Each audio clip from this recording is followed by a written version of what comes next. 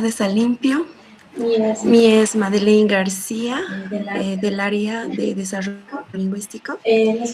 Nos gustaría conocer su perspectiva desde el campo de la lingüística para comprender mejor los criterios científicos que permiten analizar las lenguas y sus variedades. En ese sentido, les realizo la siguiente pregunta. Desde la lingüística, ¿qué criterios permiten diferenciar una lengua, un dialecto y una variedad lingüística?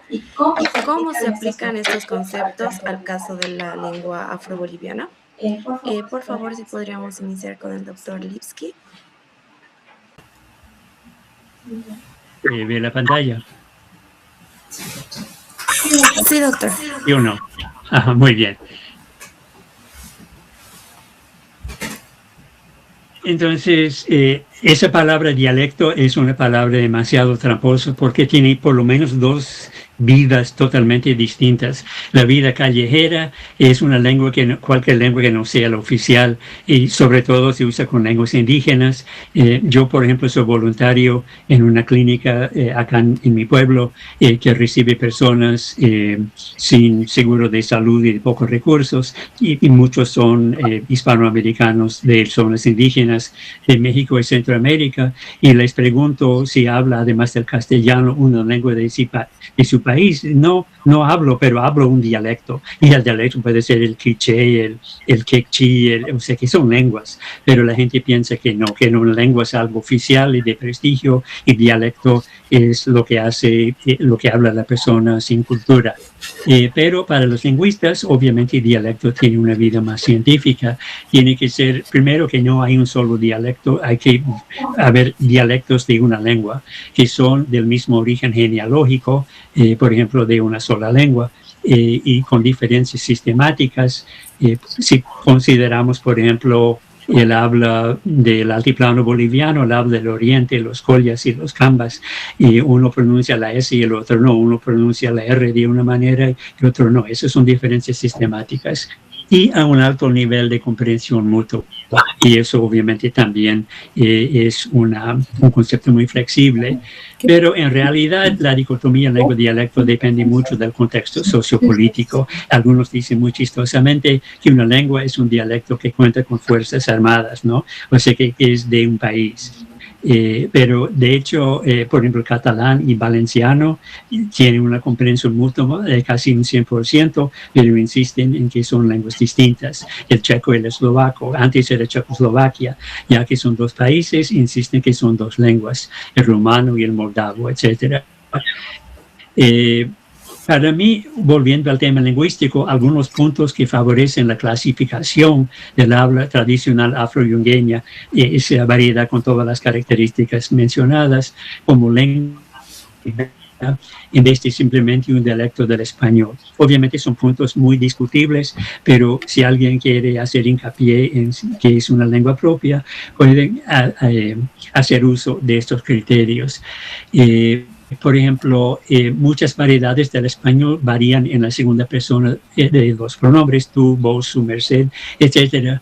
Y en plural, vosotros, ustedes, pero ninguna variedad cambia el sistema de tercera persona. Solo la dialectos de español y de todas las lenguas romances distinguen el género gramatical en los pronombres. Tienen él y ella, todas las lenguas romances, no solamente el español. Pero en el habla tradicional afroboliviana solo tiene él y ellos. Ningún dialecto del español ni de ninguna otra lengua romance suspende la concordancia de género gramatical, o sea, masculino, femenino. Todas las personas bolivianas están reunidas. Obviamente eso es concordancia múltiple, pero en todas las lenguas romances tienen eso, y la lengua afroboliviana no tiene esa concordancia. Y en todos los dialectos del español y las lenguas romances, los verbos se flexionan para persona y número. Pero en el habla tradicional afro-yungueña solo el verbo es invariable, para persona y número solo se flexiona para tiempo verbal. Pero para mí, para no andar dando vueltas en el vacío, es mejor evitar los debates estériles y concentrarse en la realidad sociolingüística y las aspiraciones de las comunidades afrobolivianas. Lo más importante es, y sobre todo para los que no son de la comunidad, es una modalidad de habla consistente y exclusiva del pueblo afroboliviano, por lo menos de las personas que hablan de esa manera. Y aquí vemos en este cuadro también las lenguas romances en su totalidad, los idiomas criollos como el palenquero y el papiamento y el habla afroyungueña.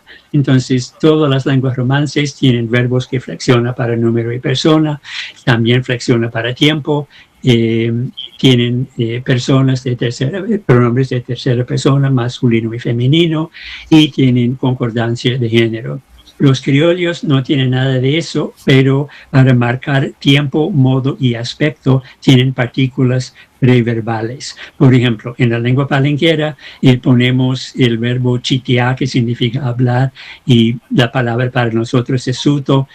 Suto ta chitiá, estamos hablando. Suto tan chitiá, vamos a hablar, hablaremos. Suto a chitia, hemos hablado o hablamos en el pasado. Suto a se chitia, que tenemos la costumbre de hablar. Pero eso en las lenguas criollas, porque el verbo es invariable. La lengua afroboliviana no tiene partículas, pero el verbo sí se flexiona para tiempo, no de persona y número. Quiere decir otra vez que el habla afroyungueña ocupa un punto intermedio entre las lenguas romances, entre ellas el castellano, con todos sus dialectos, y las lenguas criollas, que son totalmente reestructuradas. Podemos decir en este cuadro que solamente menciono algunos casos, que puede haber más, las características que podrían usarse para insistir que la lengua afroboliviana o el habla afroboliviana es una lengua propia, una lengua hermana muy parecida al español en cuanto a su léxico, pero con gramática propia. Quisiéramos continuar, por favor, licenciada Jiménez. Muchas gracias. Sí, como ya había mencionado el profesor Lipski, dentro de la lingüística los términos lengua y dialecto son términos que forman parte de unidades de análisis y que dentro de los lingüistas manejamos para diferenciar, en caso de dialectos, variantes territoriales, variantes sociales, y referirnos a lenguas más ligados a sistemas lingüísticos con características propias diferenciadas. Sin embargo, estos términos han salido un poco de la lingüística dentro de comunidades no académicas en la sociedad y han traído prejuicios lingüísticos que han caído sobre, primero, las lenguas indígenas, al considerarlas dialectos y no exactamente lenguas. Es una forma también de discriminación lingüística y que cae también en el caso de la lingüística afrohispánica cuando hablamos del afroperuano o el afroboliviano.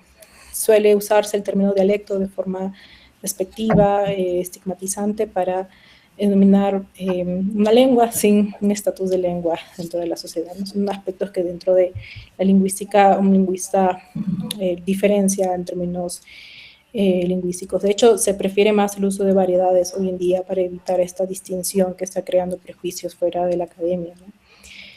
Durante mi trabajo estos últimos años en las comunidades afro-bolivianas y en la sociedad boliviana en general, he encontrado también ciertas preguntas que son frecuentes y que revelan prejuicios lingüísticos al considerar el afro-boliviano como un español mal hablado, porque no es una forma de hablar español correctamente, que es un acento, que está ligado a una forma de hablar atrasada, antigua, que para qué conservarlo.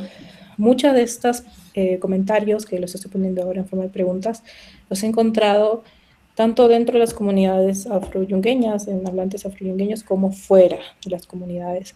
Creo que ya estos primer cuarto del siglo XXI, estos prejuicios lingüísticos han ido reduciéndose en comparación al siglo pasado, pues hasta el momento de repente en los primeros trabajos de campo del profesor Lipski, y al día de hoy todavía circulan dentro de la sociedad y de hecho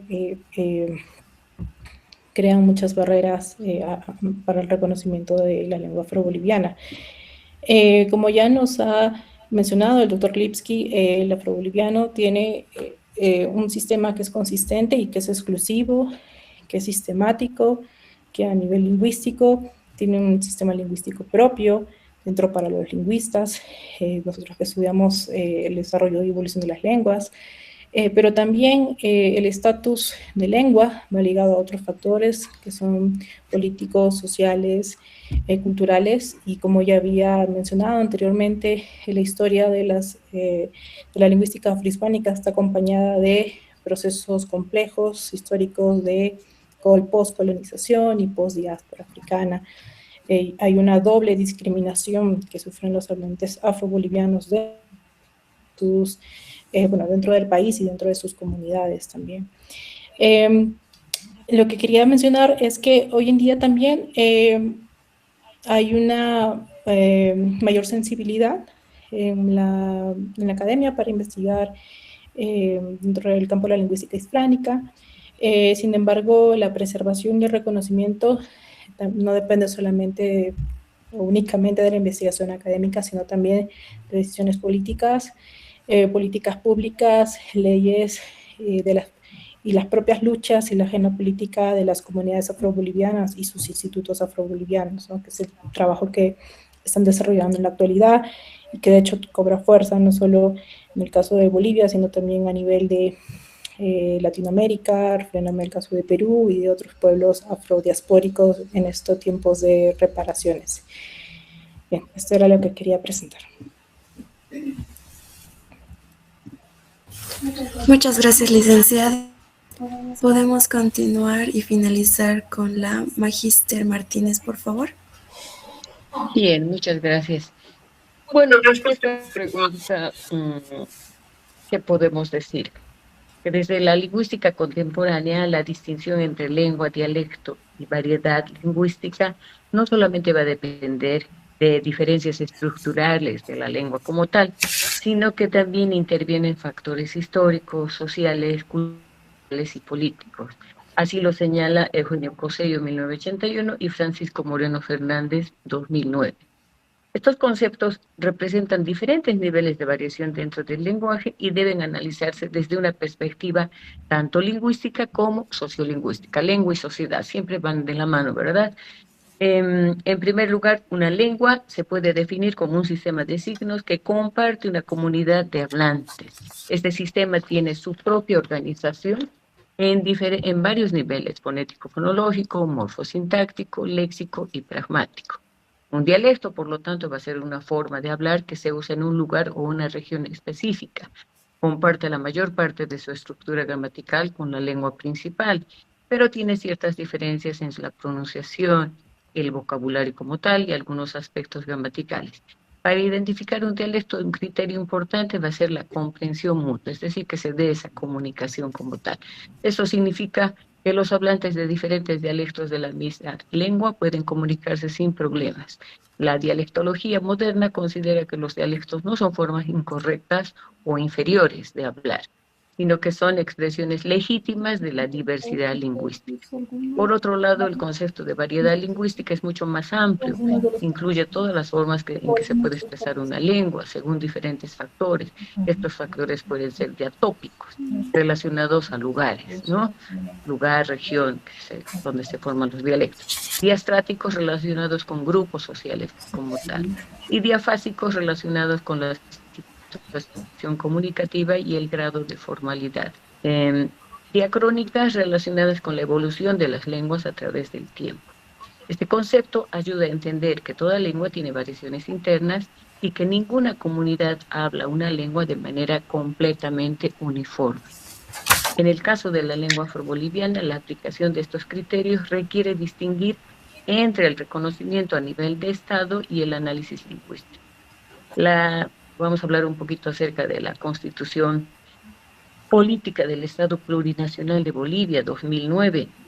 Reconoce al afroboliviano como una de las lenguas oficiales del Estado en el marco de la protección de los derechos lingüísticos y culturales del pueblo afroboliviano.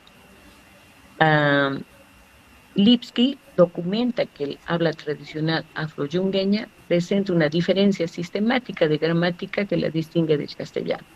Su sintaxis particular no es reducible a errores de conjugación, sino que tiene reglas gramaticales propias y consistentes. Por ejemplo, que los sustantivos plurales no cambian.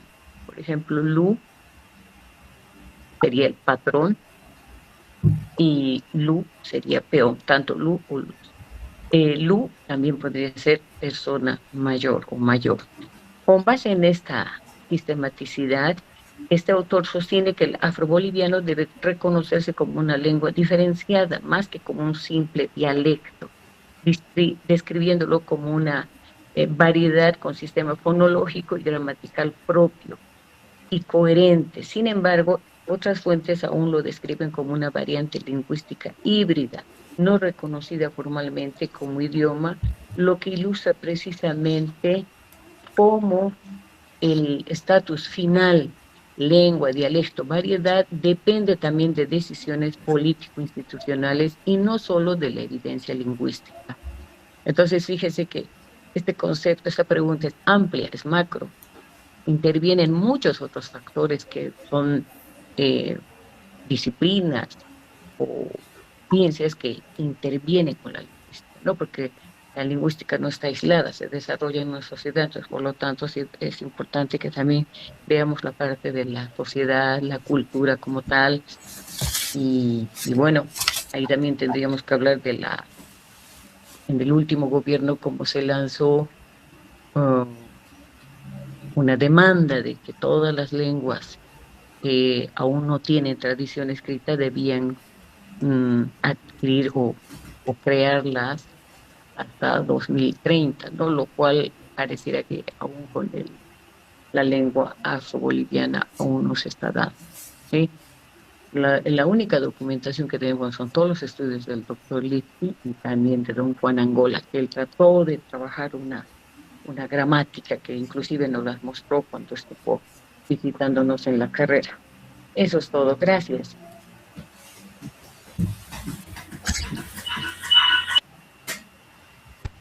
Muchas gracias, Magíster.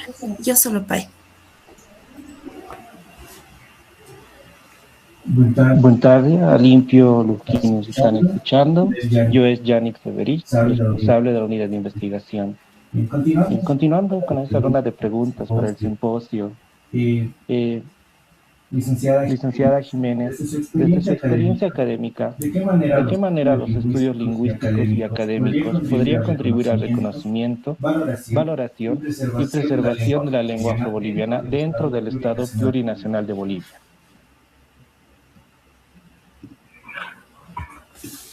Muy bien. Muchas gracias por la pregunta.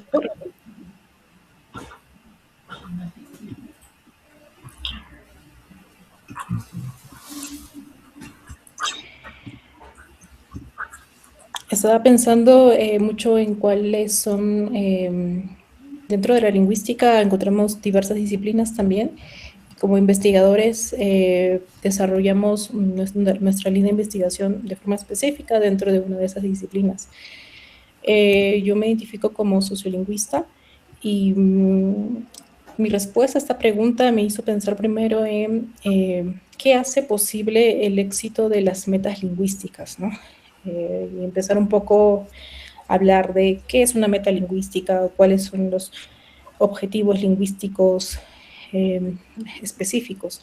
El trabajo dentro de un lingüista está inserto dentro de un trabajo colaborativo, que es parte de un grupo de trabajo que involucran actores sociales de diferente índole.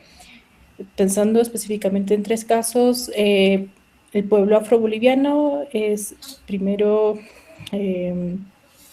tienen conocimiento sobre su lengua, son los hablantes de su lengua y son, en principio, quienes fijan cuáles son las metas lingüísticas para ellos como hablantes y para su pueblo dentro de la sociedad. A partir de ese trabajo y esa determinación de objetivos, intervienen también los investigadores o el trabajo de la academia, dentro de los cuales nos encontramos lingüistas, quienes protegemos la evolución y el desarrollo de las lenguas, antropólogos, sociólogos, educadores de distintas disciplinas y carreras, derecho, etcétera, que también trabajan de forma colaborativa para el cumplimiento de las metas lingüísticas, y evidentemente esto solo se logra a través de un trabajo coordinado con el Estado y el gobierno. Para este caso, estamos hablando de un proceso de reclamación lingüística de abajo hacia arriba, que empieza desde los mismos hablantes y sus instituciones hacia el Estado boliviano plurinacional. Es un trabajo que debe hacerse paso a paso. Como lingüistas, trabajo como lingüista, como sociolingüista, va ligado a aspectos de, primero, estudio de la lengua, a nivel estructural, sonidos, gramáticas, pensar un poco sobre cómo representar por escrito en un alfabeto cada uno de las consonantes y vocales de las lenguas, creación de gramáticas, diccionarios o corpos lingüísticos, qué elementos son necesarios para la estandarización, la enseñanza de las lenguas. Es una lengua que requiere empleos de neologismos o préstamos, hay influencia de otras lenguas.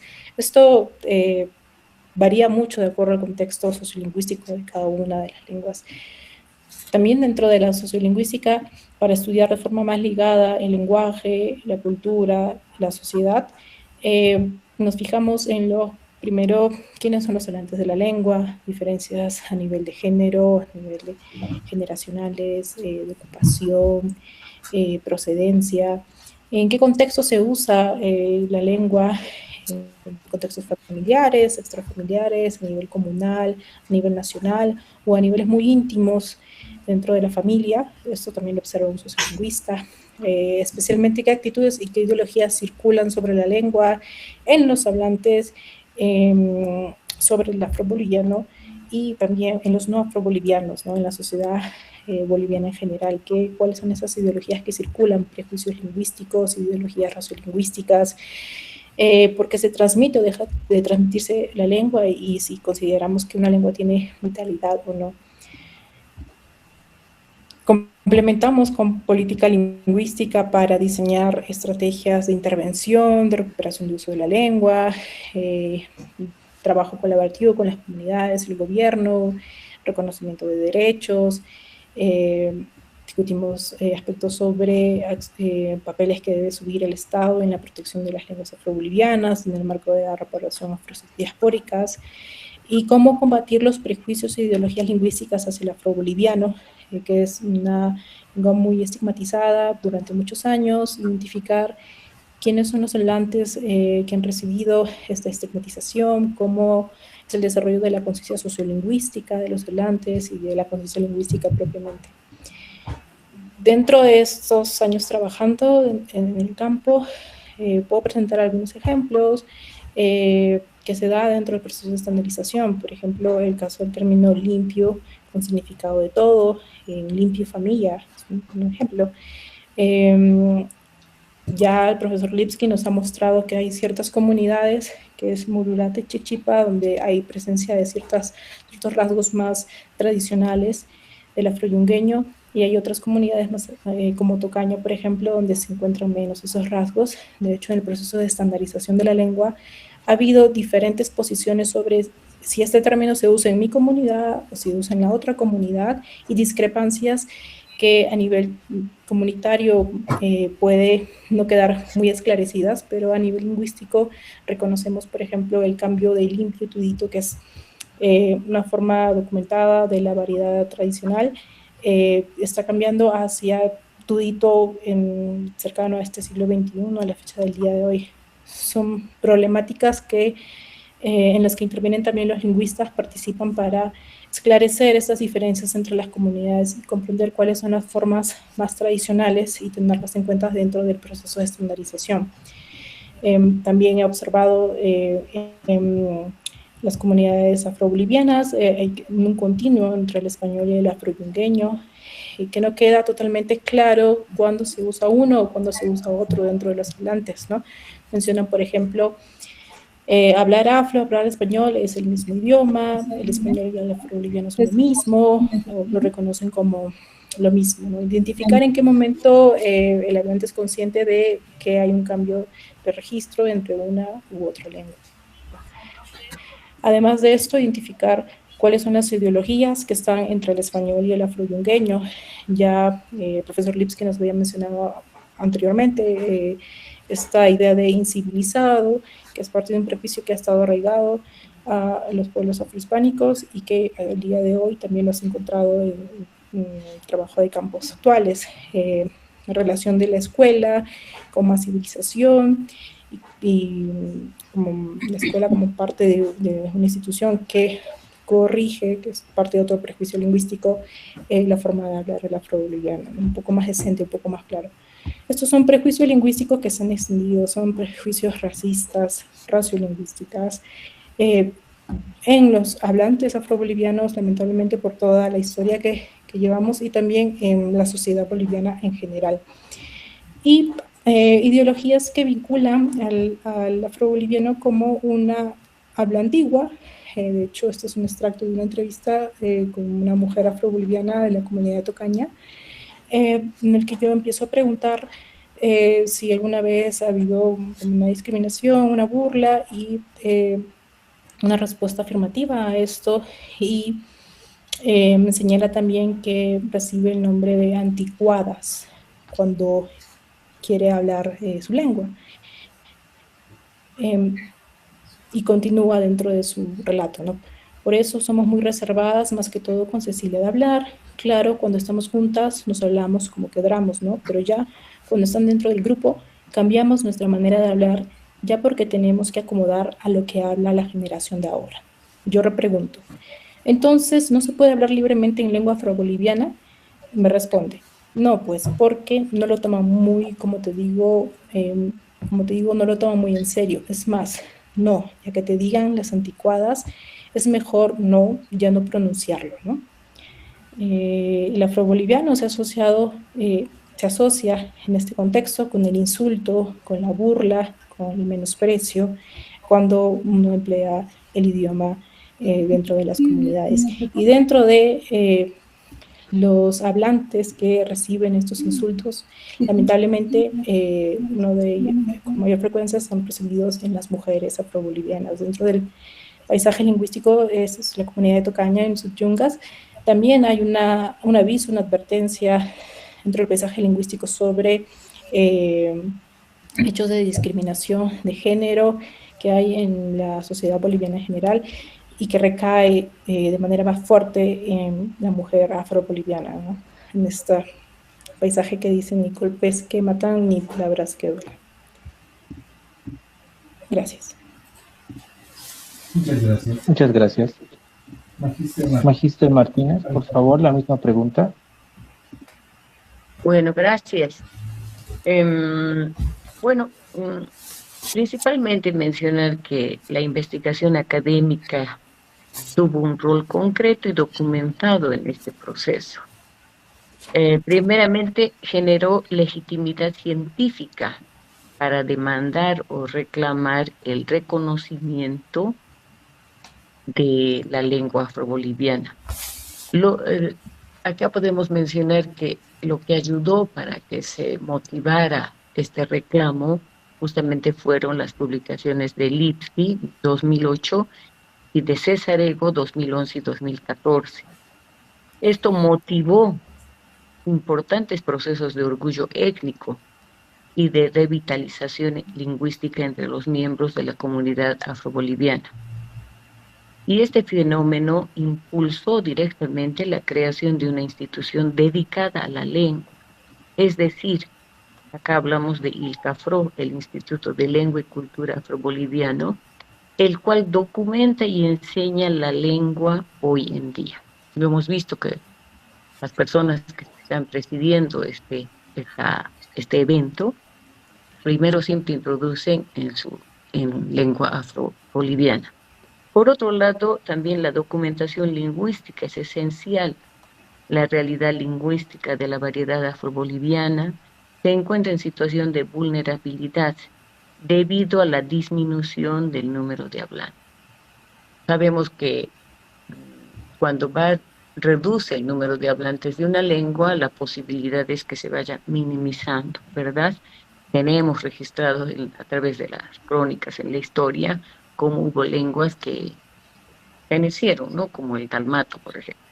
Entonces, eso es lo que se debe cuidarnos, debe permitir que fenezca esta lengua, que por otro lado, desde mi punto de vista, tiene todos los atributos como para constituirse en lengua. Quizás me estoy adelantando a la siguiente pregunta. Por el número de hablantes. Y también dice a la disminución del número de hablantes competentes y al predominio del español estándar en los ámbitos educativos y administrativos. En ese sentido, la recopilación de corpus orales, descripciones gramaticales, diccionarios y léxicos antes de que desaparezca, levantamiento del léxico, habíamos hablado en algún momento de una gramática, habíamos hablado de un diccionario y de una historia de la lengua afroboliviana, porque debe tener esos textos, los cuales ayuden a que permanezca y se posicione como tal, ¿no? Y antes de que desaparezcan. Estos materiales constituyen una base indispensable para futuras investigaciones y para el desarrollo de recursos educativos, ¿no? Educar los niños de los diferentes lugares que estamos mencionando, como Chiquipa, Mudurata, todos ellos que primero aprendan su L1, que sería la lengua afroboliviana, y luego el español como tal, y también Aymara y las otras lenguas, y también las lenguas extranjeras, pero esa sería la manera de preservarla y que no empiece a extinguirse o que prime más que todo una castellanización. Eso es lo que podría decir. Muchas gracias. Muchas gracias. Muchas gracias. Doctor Janglivsky, misma pregunta. misma pregunta.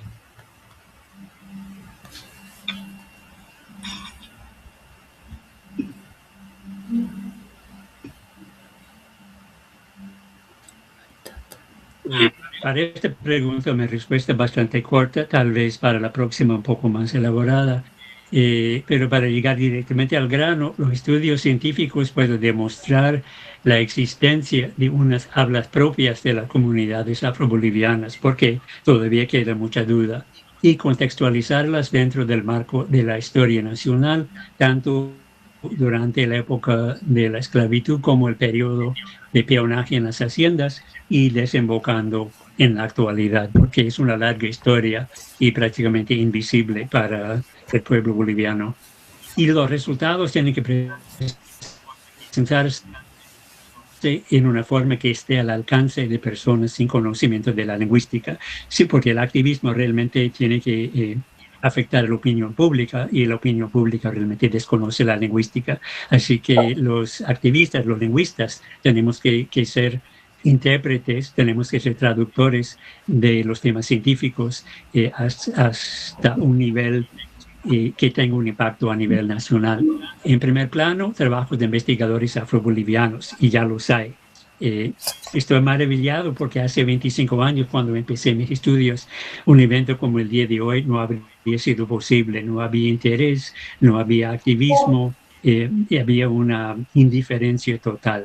Pero todavía hay que insistir que los primeros trabajos que se expongan sean de investigadores afrobolivianos y luego de otros investigadores bolivianos dentro del país, nacionales, que tienen la legitimidad de ser bolivianos, pero que no estén vinculados a la cultura afroboliviana. Y como colofón, como furgoncito de cola, trabajos hechos por extranjeros.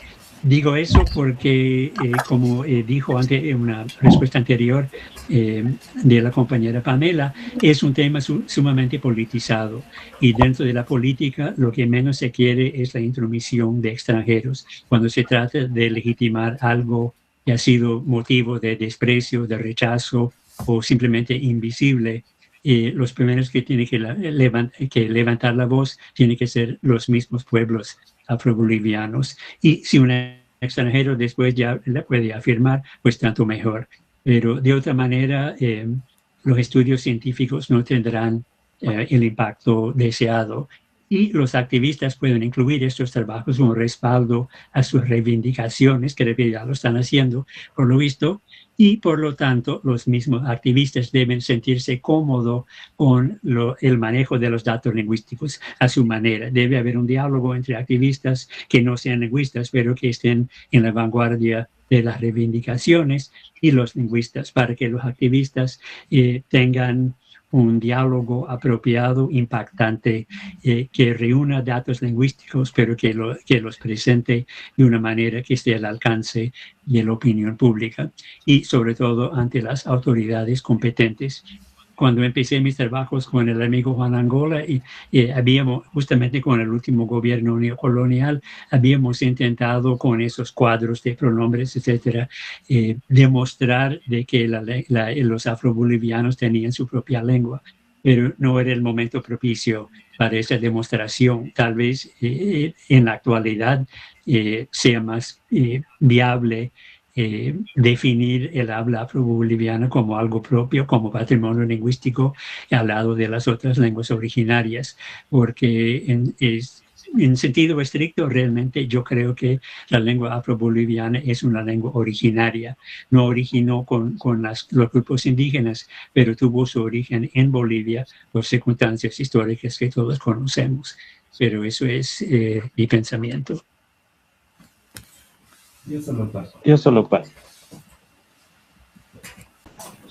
Saludo a tudito Lucía, tío, a los profesionales de lingüística que nos están ayudando en esta charla, también a los demás países que están buscando y a los de Bolivia que están escuchando.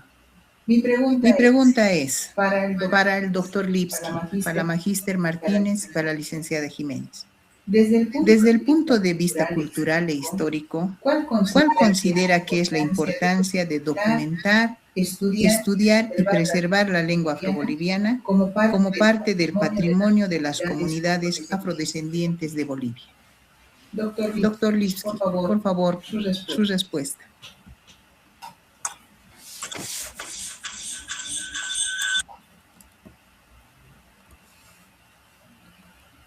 Continuando con la respuesta anterior, tanto la mía como de las demás compañeras, creo que es importante la documentación de toda lengua ancestral, de la lengua que sea, sobre todo las lenguas amenazadas, o sea, lenguas en vías de desaparición.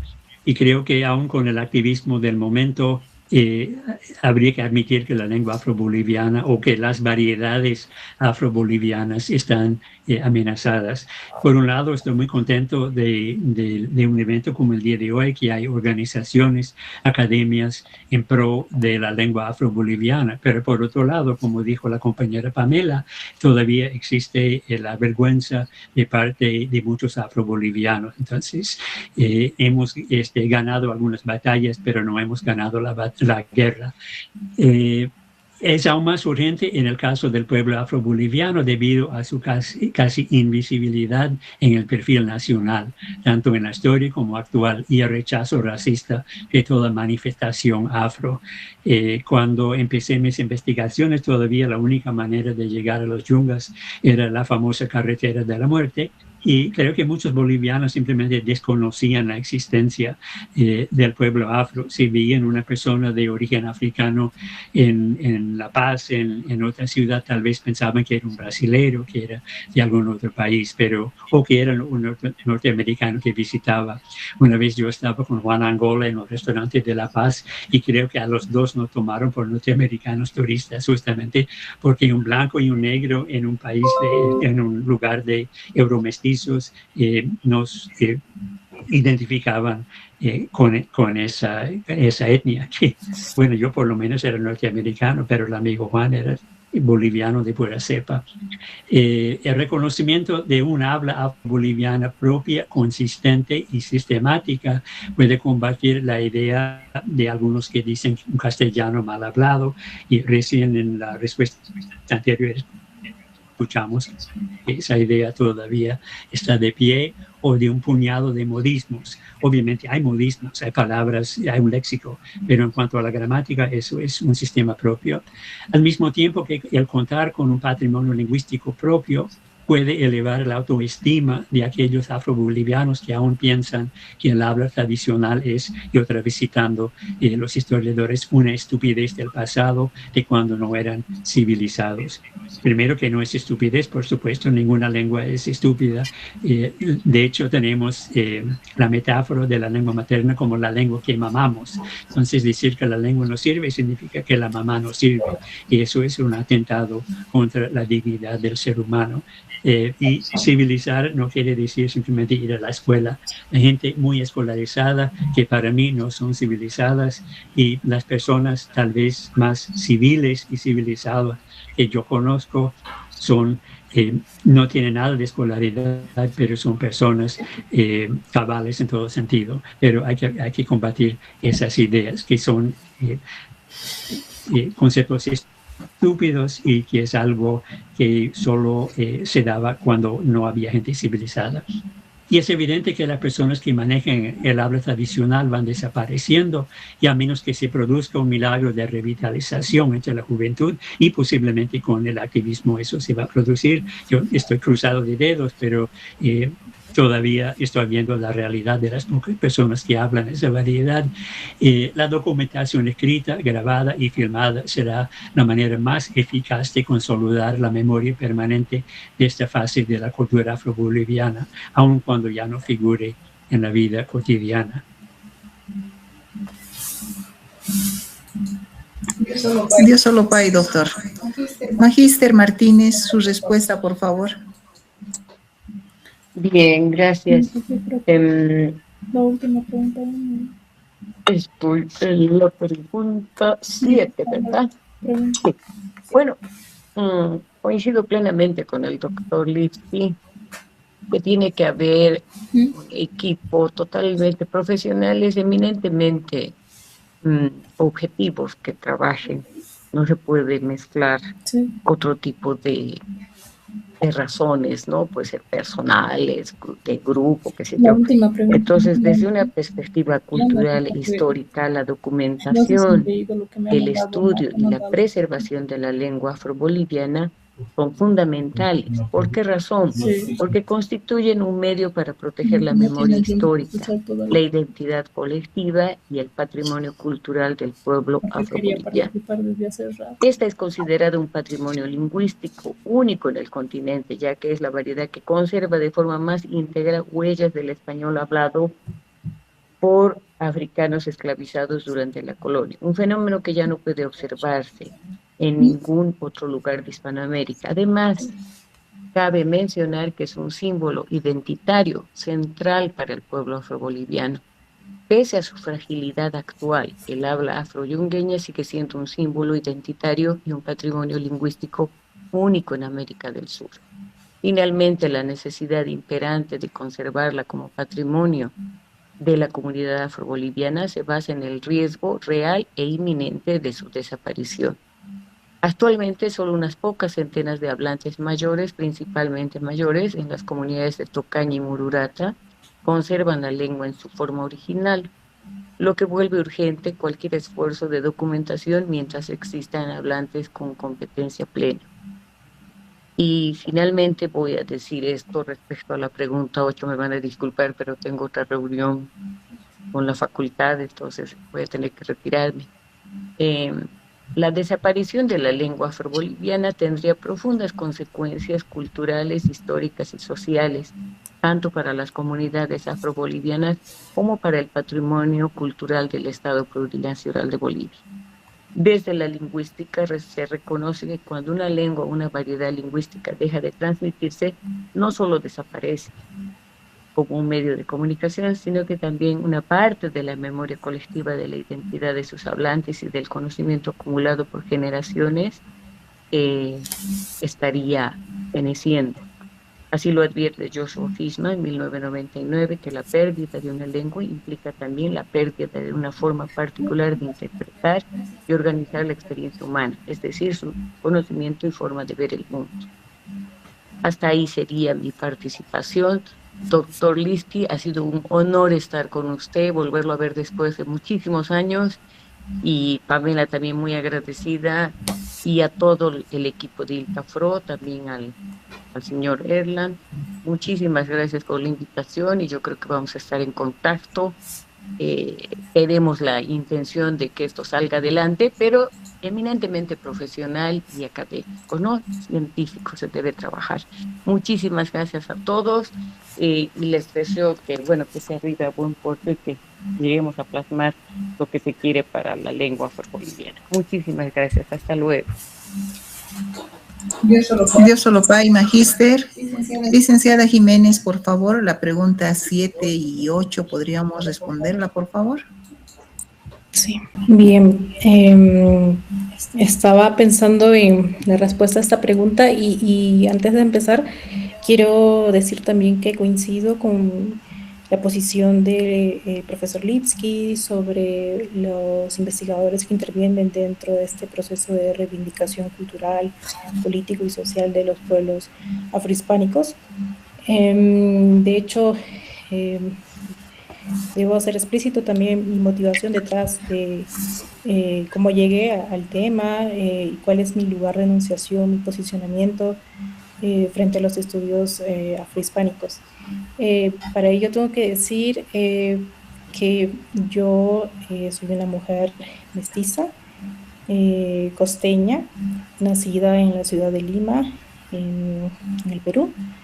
Llegué a los estudios afrohispánicos a partir de un profesor que llegó a una de mis clases en la maestría de una universidad en el Perú, a hablar sobre los estudios afrohispánicos, que en ese momento todavía no era un momento de discutir mucho sobre este tema. Estoy hablando en el 2017, 2018, y a raíz de un trabajo que realicé en mi curso de la maestría y los comentarios que recibí de mis profesores sobre el español afroperuano, amplié este trabajo como un trabajo de tesis de maestría. Posteriormente, en mis estudios de doctorado, ya dentro del campo de la lingüística afrohispánica, tomé interés en el tema afroboliviano, a partir de mi interés en la lingüística, en el estudio de las lenguas romances.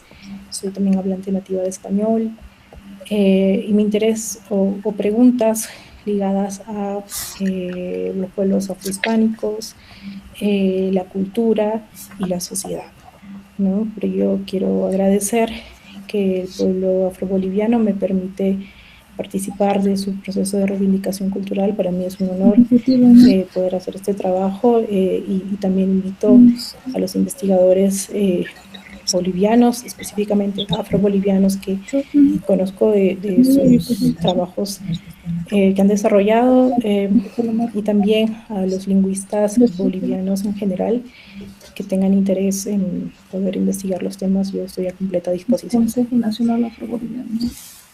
Para responder esta pregunta, pensé primero en dos preguntas iniciales. ¿Cuáles son esas reparaciones históricas que demanda el pueblo afroboliviano para la reivindicación de su historia, su memoria y su patrimonio cultural en el país? Esas son metas que deben ser conversadas y dialogadas internamente, y pensar un poco de cuáles son esos desafíos que dejó el Bicentenario en esta reivindicación histórica del pueblo afroboliviano para el día de hoy. Esas son dos preguntas centrales que guían mi respuesta a esta pregunta.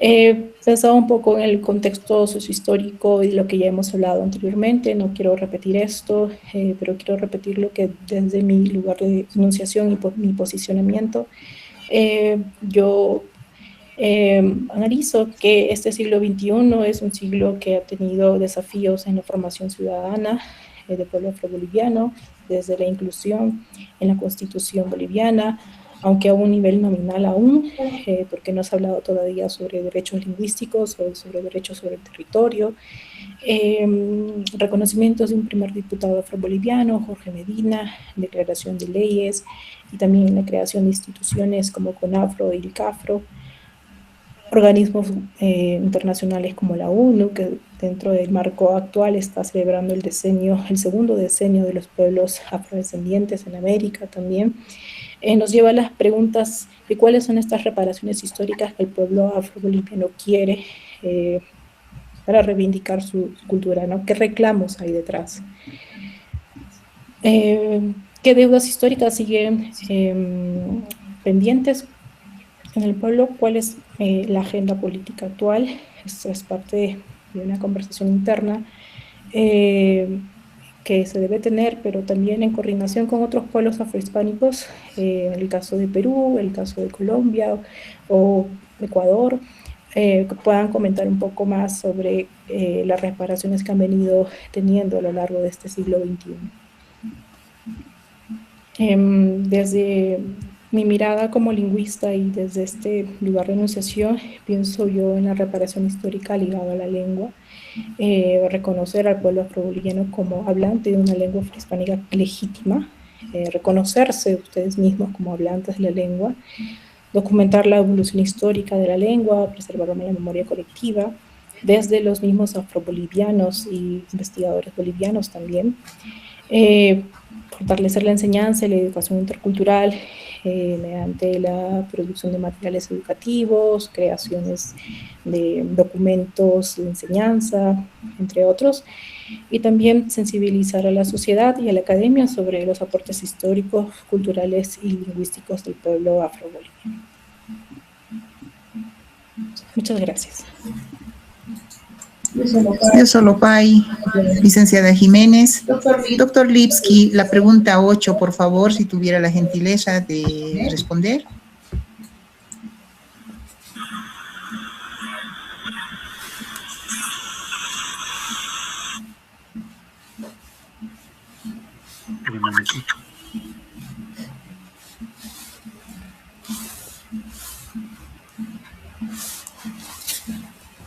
¿Estás seguro que está bien?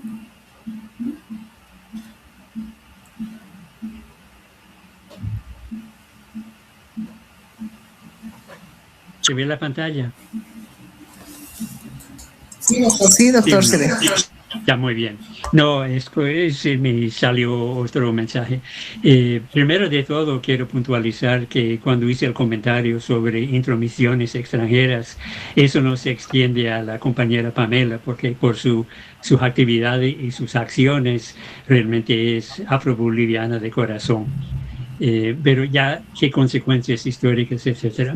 Cuando desaparece una lengua minoritaria vinculada a una etnia específica, en este caso el pueblo afroboliviano, se produce una erosión de identidad dentro de la comunidad y facilita la negación de la legitimidad cultural de la etnia de parte de sus opresores. Y hay que admitir de que en toda América Latina los afrodescendientes todavía son pueblos oprimidos de varias maneras. Si no se preserva la lengua en forma tangible, por ejemplo, grabaciones, videos, escritos, se hace cada vez más fácil afirmar que nunca existió, fortaleciendo así la invisibilidad de la población afroboliviana. Y por lo tanto es importante que todos los afrobolivianos sepan de la existencia del habla afroboliviana tradicional, aunque nunca la hayan escuchado, y que entiendan que es una manifestación cultural nacida y criada solo en Bolivia, que no existe en ningún otro lugar del mundo y que forma una parte integral del legado de sus antepasados. Hace más de 20 años, cuando estaba colaborando con el amigo Juan Angola, habíamos preparado un folletito justamente con la idea de difundir la existencia de la lengua afroboliviana, tal vez incluso para los turistas que iban a Coroico, y creo que en algún momento ese documento, como circuló por ahí, habría que actualizarlo, pero en alguna parte creo que sí tiene algunas cosas relevantes. Por ejemplo, cuando hablábamos de por qué es importante reconocer, y en un momento dijo, el lenguaje afroboliviano tradicional es consistente en cuanto a sus diferencias con respecto al castellano andino, y esas diferencias no son errores, sino palabras correctas dentro de este lenguaje especial. El afroboliviano que dice yo llego o yo tiene, no lo dice porque haya pronunciado mal un verbo del castellano, sino porque dentro de su propia lengua, la lengua tradicional afroboliviana, así se dice correctamente. Y ese tipo de afirmación yo habría pensado que hoy en día no hace falta hacerla, pero tal vez sea relevante tomar esa postura frente a los que todavía ponen en tela de juicio la legitimidad, la validez, el valor de hablar una lengua de los ancestros, porque como hemos escuchado el día de hoy, varios de los compañeros aquí nos han hablado en una forma bilingüe, en el castellano boliviano nacional y en la variedad afro-boliviana.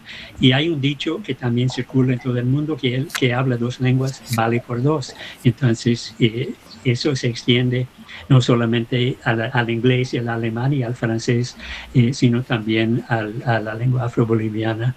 Y creo que hay que insistir que los jóvenes, que los afro-bolivianos en la diáspora, que no conocen esa manera tradicional, tal vez nunca la van a escuchar, pero que reconozcan que ha sido una parte integral y no un motivo de vergüenza, sino todo lo contrario, una muestra de vitalidad, de resistencia, de etnicidad imborrable en el momento, y que hay que reconocerla para toda la historia. Eso es mi respuesta. Gracias. Yo solo para Dr. Lipski.